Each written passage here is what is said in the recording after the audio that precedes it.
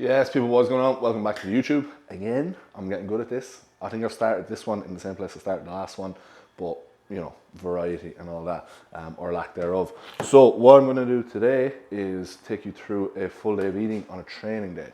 So at the minute, my training day food is at 280 protein, currently now 400 carb and 35 fat. So some adjustments in yesterday, pulled a 25 carb and 5 fat from the training day diet. Slight increase to cardio on rest days, so gone from 35 to 45, that's twice a week, and then everything else remains at 35 across the week. But moving very well, 14 weeks out as of yesterday. Today is Sunday, so exactly 14 out as of yesterday, and yeah, very, very happy with how things are going. You know, I'm at a point now where I've never seen myself look the way I look, so to me now anything else beyond this is a bonus. But in my head I'm like, I still feel like I'm in first or second gear, you know, and I think that is like it's an enjoyment thing as well as like the wanting to do it. Whereas if you were doing like, you know, some people would just find this a slog, which I think is one thing in itself. But just enjoying it more than anything else, and I'm like ready for it to suck that little bit harder now, you know. Definitely the first week where I'd say my legs have felt a little bit heavier, just like my steps are a bit more ploddy. But other than that, we're absolutely fucking flying. So meal one going in, I'm gonna prep that there now. I have some spuds cooking in the background. Pro tip, you can cook potatoes in a rice cooker. Basically the same thing as a slow cooker. Saves so much time, and I used to do like 2 pots when I was cooking them. Like, this is my first week actually using potato in this prep, but when I was using them last year, I was using like 2 fucking pots to get all my potatoes done for the week. Nightmare. So throw them all in the rice cooker, does the same job. And then I will also show today, I prep my meals on a Sunday for the week, so I'll show you kind of the process that entails, I suppose. And yeah, we're in for delts and arms today, so this is probably my lightest session of the week. Not probably, it is my lightest session of the week. So I'll probably just do like a, you know, a quick cut of that. I won't really bother talking. This is more about what I'm eating today. So yeah, I'm gonna make meal one, and I will show you it when it's ready.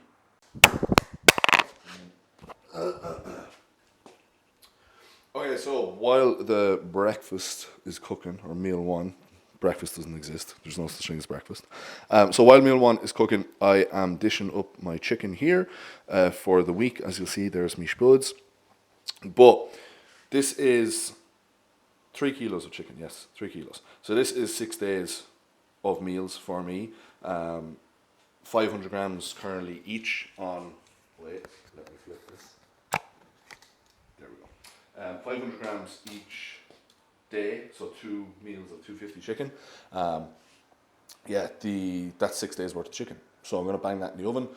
When I'm meal prepping, like actively speaking, cooking, prepping, dividing shit out, probably takes an hour.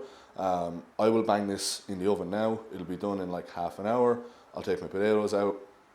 I'll put my rice on. When that's all done, I'll divvy it all up. But again, like if I was actively just standing there doing this, it'd probably take me an hour max. What I do is I make the veg for the meals the night before, just because I found in the past, if you make it like a week in advance and put it in the meals, it goes kind of like ferments a little bit, so it gets a bit slimy towards the end of the week. Now, as if I care, but you know, nice to have a fresher as well. So that's going to be cooked shortly, and then when I'm divvying it up, it'll probably be later on by the time I divide it all up, or just before because I'll take my pre-meal out of that as well. I will show you then. So yeah. Okay, so meal one going in, we have 150 grams of 150 grams of diced beef, 200 grams of egg whites. There is 20 grams of barbecue sauce on top of it, with some Cajun seasoning and pink salt and low salt as well. And then there's some jalapenos in there too, just because I like jalapenos for a little bit of flavour. We also have 200 grams of pineapple. Again, a big fan of fruit or veg, or sometimes both, across like all meals. Get your micros in, okay? It's a big thing as well that a lot of people just don't pay attention to, and it's more a case of like, you know, stop eating like a child all the time. Like, eat some fruit, eat some fucking vegetables. They are good as well for gut motility and fibre intake, okay? As opposed to just slamming a greens product because you're basically too much of a child to eat veg. So eat your fruit and veg, people, okay? With this also, or rather before this, is my morning shake. So in here we have 7 grams of Join-In by Train by JP, 5 grams of glutathione, and I also have 5 grams of glutamine. So that is my morning shake pre-meal one. That's, I would drink this fasted every morning. Was doing apple cider vinegar for a while, but I found it was making me a little bit too mobile in the gut, if you get me. So I have pulled that out in the last kind of couple of, I would say, months now since I've done it. But yeah, just that is my basic morning shake. Again, Join-In, fantastic product. Definitely notice a difference when I use it versus when I don't. Glutathione as a general antioxidant as well in the body, and then glutamine for gut health. Okay, protect that good gut biome. But yeah, I'm gonna eat this. I'm gonna watch a bit of YouTube. Big thing as well, I'm not a fan of is being on my phone while I'm eating. Okay, I will watch something or whatever like that, but I don't want to be like mentally engaging in social media while I'm eating. I just want to like eat my meal and enjoy it. I'm a big one for that. Don't get me wrong, I'm still guilty of it at times, but I do consciously make an effort to like just eat my meal and enjoy it, and then I'll watch something on YouTube. But yeah, I'm gonna eat this. I have some work to do, so I have check-ins to do this morning. I also have to edit the YouTube video that you would have seen by now anyway, so you know, efficiency. And then I will catch up with you probably for pre. Yeah, so that's the plan of action. Okay, so pre-meal about to go in. I'm going to show you the current situation food-wise here. So I have some of my meal prep done. This is all my chicken for the week. What I've done is literally used a fork and the scissors to cut it all up. Don't know why, it's just an unwritten rule. Okay, chicken tastes better like this. I don't make the rules, I just follow them. Okay, I don't know why it tastes better like this, but it does. So I have all my chicken cut there. I have all my spuds ready to go, so I will divide them up later on. And then I have my rice ready to go now, so I'm going to get my 100 grams, yes, 100 grams of rice for my pre-meal out of this now. The quickest way, or I suppose the most accurate way to measure rice correctly, as if you can measure rice wrong. I'm going to flip back around to the camera here. But what I do is obviously weigh it. I need to adjust. There we go. So weigh it dry, obviously my pre-meals for the week, and then I have one rice meal on a rest day. So in total for the week is just about 600 grams of rice. I think it's 560 across all meals. Weigh it dry, okay? I do 2 to 1 water, so it's 560 rice, it's like 1, 1, 2, 0 water, whatever. Then weigh it cooked, okay? Divide the difference. So cooked weight divided by dry weight, that will tell you how much to multiply that cooked weight by to get the same amount as it was dry. Something that so many people just don't get for some reason, but it is the quickest and most accurate way to measure your rice. If you're cooking it and measuring it each time without weighing it dry, it just becomes inconsistent. You're probably either over or under a lot of the time in terms of food intake. So that is the most effective way I have found to, well, not found, that's just the most effective way to do it. So weigh it dry, weigh cooked, divide the difference. So divide cooked weight by dry weight, and then multiply your servings by whatever the difference is to get what your cooked weight is in terms of dry. So for example, 99% of the time, that is 2.9 times the weight of the cooked weight. So my cooked weight, 100 grams, will be 290 grams. I hope that made sense, but yeah. So I'm going to get my pre-meal ready. I'll show you the pre-meal. I'm going to eat the pre-meal. I'm going to train. Okay, here we are. Pre-meal going in. Battery's about to go dead. Typical. Need to charge that so before I go to the gym. Pre-meal going in. We have chicken, rice, tzatziki, some sweet chili sauce, and then 125 grams of veg in there as well. So it's 100 rice, 250 chicken, 125 veg, and then I also have 200 grams of pineapple and 25 grams of dark chocolate. With sauces and stuff like that in your meals, okay? I weigh my sauces, but I don't track them as such, so I just keep them consistent, okay? If you're consistent with intake like that, it's not going to make a massive difference in the long run. I think as well you can be a little bit pedantic about it if you want, but I don't think it makes an outrageous difference in the long run, unless it needs to come out, or there's something else that has to happen there if you're just taking the piss with sauces. Now again, being sensible, the low sweet chili, okay, tzatziki that I make myself, I know exactly what's going into it. Not like Peronaise sauces, heavy fatty sauces, you know, all this sort of shit where it just racks up very, very quickly. So sensible sauces, and as I said, measuring them, but not specifically tracking them. So consistently inconsistent, if you want. But yeah, I'm going to eat this, head to the gym and train delts and arms.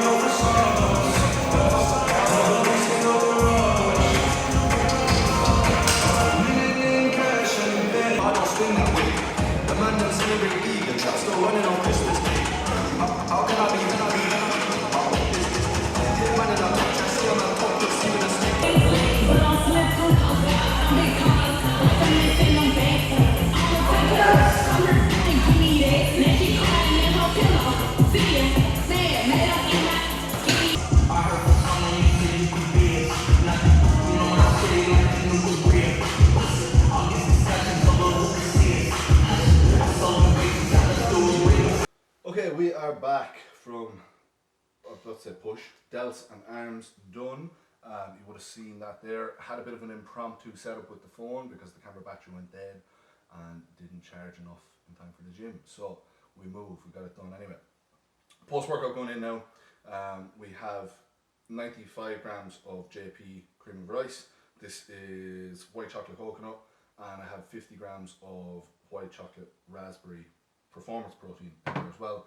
And I also have 80 grams of malt loaf or Soreen, whatever. I get the Aldi one, malt loaf, post-workout. Cut, not pulled, food focus, high, not really.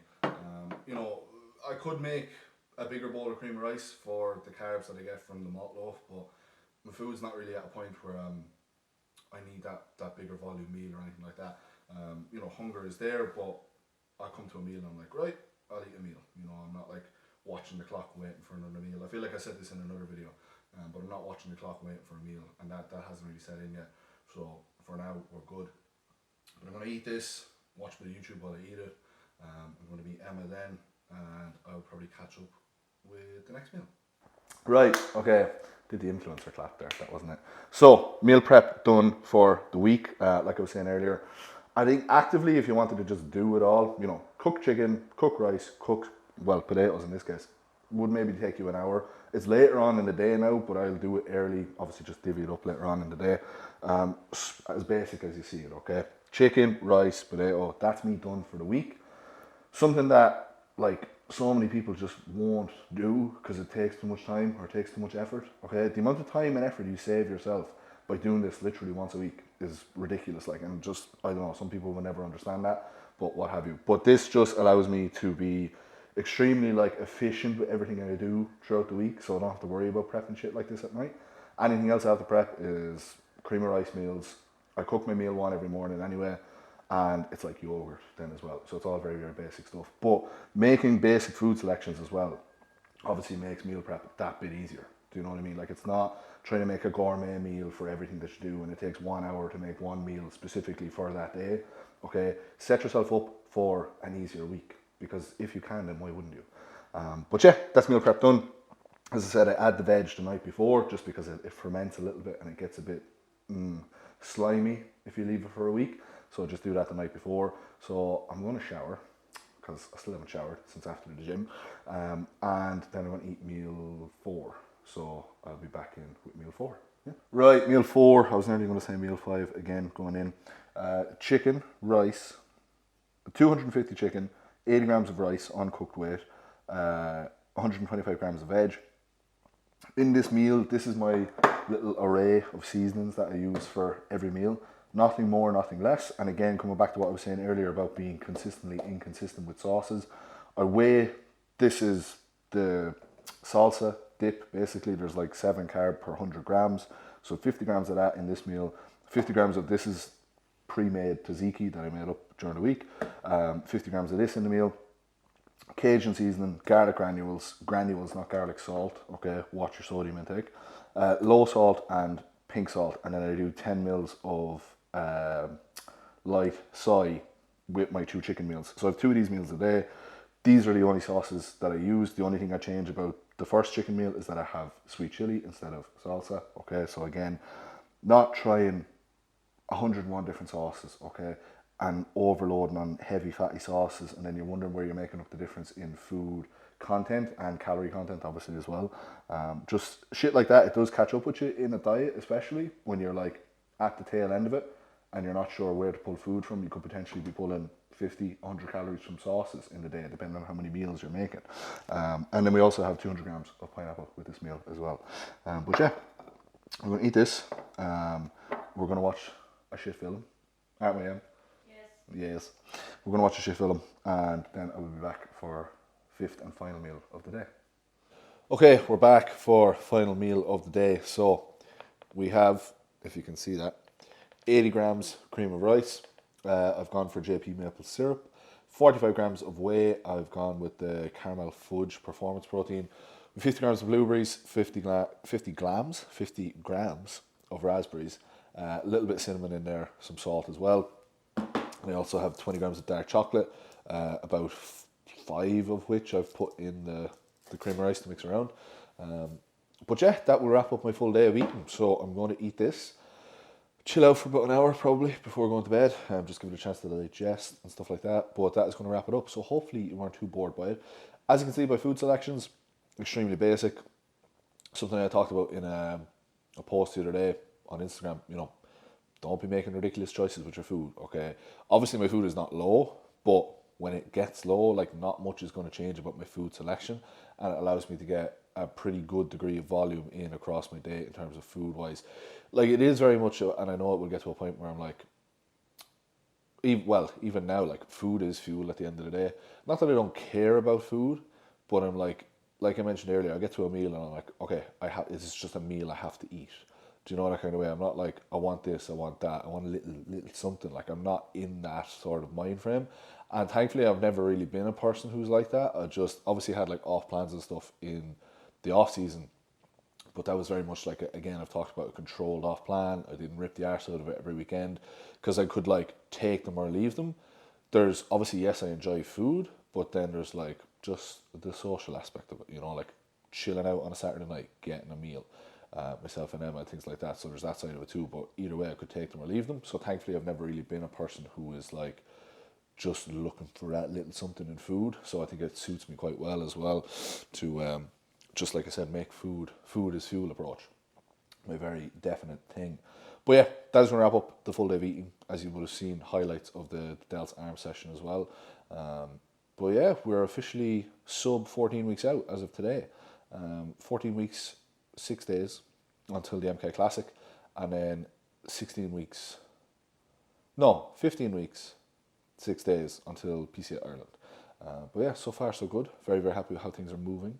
Checking the shots yesterday, very, very happy with that as well. And yeah, everything's just going extremely smoothly. So hopefully that does keep up. Either way, it'll be like when it's time to dig the heels in, the heels will be dug in. But for now, we're just enjoying absolutely every bit of it. I think even when the suck does kick in, I won't not enjoy it. I'll just be, head down as ever and getting on with it because I've genuinely never been so excited for something in my life. And I'm like, one day at a time approach, obviously, but I can't help but think about, you know, how that's going to kind of culminate itself on stage, and then I have to think like further down the line as well into the next off season, you know, getting excited about the idea of things like that, and seeing where I need to improve after competing, and other such things. It's just being a little bit more pedantic then as we move on. But if this last kind of 10 months, you know, after pulling the prep last year, 10 months of a good chunk of which was still spent in a deficit, it was really like maybe 16 weeks of pushing, if even 12, 14, maybe 16 weeks of pushing food across the couple of months, you know, like, and I made the most progress I've ever made, and purely because I just lived every single day like a bodybuilder, you know. And that is just something that it shows, as much as you think you're doing everything, this is absolutely a game of 1%, and there's always more to do. And that's the big thing that I take away from that. It's like, I was so on, and I'm still so on top of everything now. If I maintain that going forward, like, what could I potentially do in 2 years time, 3 years time, 4 years time, 5 years time? I can't help but think about those things, and then potentially set even bigger goals for myself to hit as well, you know. I think when we're in this kind of game, it's like, that is what it's mostly about, is just looking for that next goal to chase, that next bit of progress to make. I think that's the overall driver here for anyone involved in this space. I think if you're doing it for the right reasons, that is the overall driver. You know, it's not like the external factors, the social media likes, the things like that. It is that sort of internal progress of self thing, obviously physical, but as well as mental, you know, like enjoying the process being the big thing and loving what you do. It makes it so much easier at the end of the day. So that's kind of where I'm sat with it at the minute. And I just look forward to the kind of progress I can make in the next couple of years. But yeah, that is it for this video. And we'll wrap it up here. I'm going to eat this, watch a bit of YouTube. There's a fly. I don't know where that's came from. I fucking hate flies. But I'm going to wrap this up, and we will catch you in the next one. So do all the usual YouTube stuff. I appreciate anyone who tunes in and supports, likes, and all that crap. But yeah, we'll catch you in the next one. So we'll chat to you later.